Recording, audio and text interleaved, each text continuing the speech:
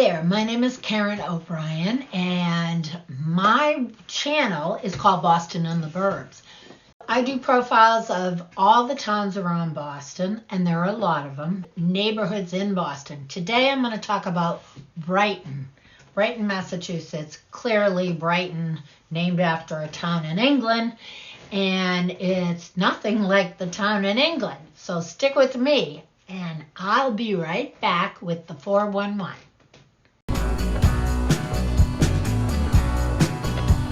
Brighton, Massachusetts gets an A+ for diversity.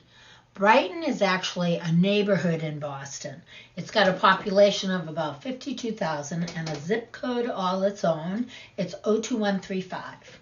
Sometimes known as Brighton-Allston, this area is the far western side of Boston, bordered by Brookline, Newton, and Watertown, and the Charles River on the north part. Let's take a ride from Harvard Street, which starts in Brookline. We're going to go north on Harvard Street, and it borders Brighton from Brookline.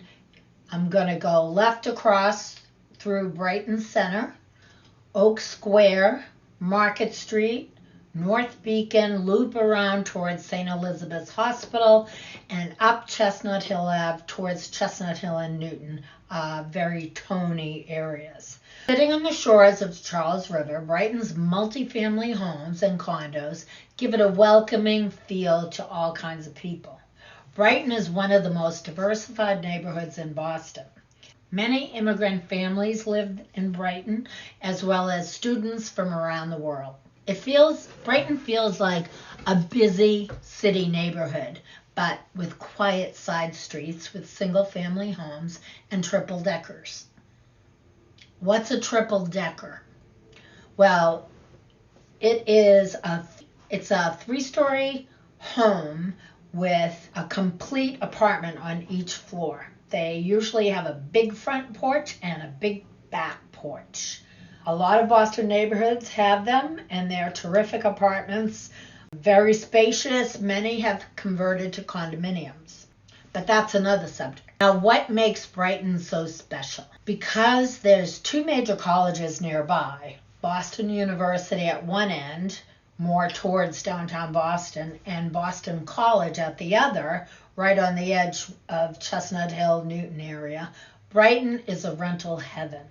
There are single-family homes, but unfortunately, your average person is priced out. Therefore, Brighton has become 75% rental homes and 25% owners that live there. Washington Street runs through the center, east to west, and is home to many small businesses. The Boston Main Streets program is also bringing new shops and storefronts to the area. In Brighton, there are a lot of bars, restaurants, coffee shops, and parks. Many young professionals live in Brighton, and residents tend to be liberal. The public schools in Brighton are highly rated. They're Boston Public Schools and a few charter schools. The bars and restaurants are great and numerous, and it's a great place for raising a family. Great transportation into Boston. You can be in Boston in 20 minutes. It can be quieter than Boston, but it has its own nightlife. So it's an interesting place. Lots of diversity in people and restaurants. 75% are renters. It's difficult to park, but public transportation is good to excellent. Here's a few things that you can remember Brighton for. Number 1, college students. Number 2, good place for families. Number 3, immigrant population. Number 4, millennials. Number 5, diversity in people, restaurants, and very open and accepting. Number 6, restaurants. Number 7, between Boston College and Boston University.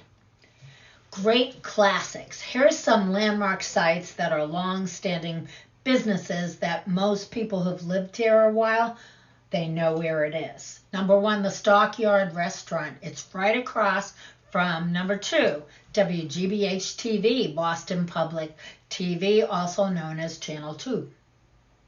And down the street from that is Twin Donuts. It's been there for at least 60 years, at least. It's at the intersection of Cambridge Street, Brighton Ave, and North Beacon Street.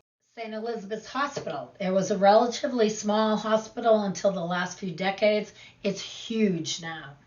And Brighton is also the headquarters of New Balance. Let me tell you a little bit about single-family homes and prices. Here you go. There are tons of condos, tiny studios to buy or rent and use for your college years, then rent it out until you can sell it at a profit. There's quite a variety of buildings with condos from brick 4-story buildings lining Commonwealth Avenue to modern condo developments with large price tags. Take a look at these. For instance, the Sabrick starts at $500,000 of a studio and 1-bedrooms, and it's close to Boston Landing and MBTA station, and that's only 3 stops from South Station in the financial district. So it's a great place to be in the city of Boston and a quick commute to work. Now, the Allston-Brighton area is in the midst of a major housing development, like a lot of Boston is, but the price tags are not cheap. Supposedly, developers have to charge this to make any money. Ha! Lovely homes can be had in Brighton, a renter's paradise. P.S. No parking anywhere. Few units come with parking, but public transportation is everywhere. So thanks for watching my little snip on Brighton, Massachusetts, a neighborhood of Boston. Have a great day. See you next Wednesday.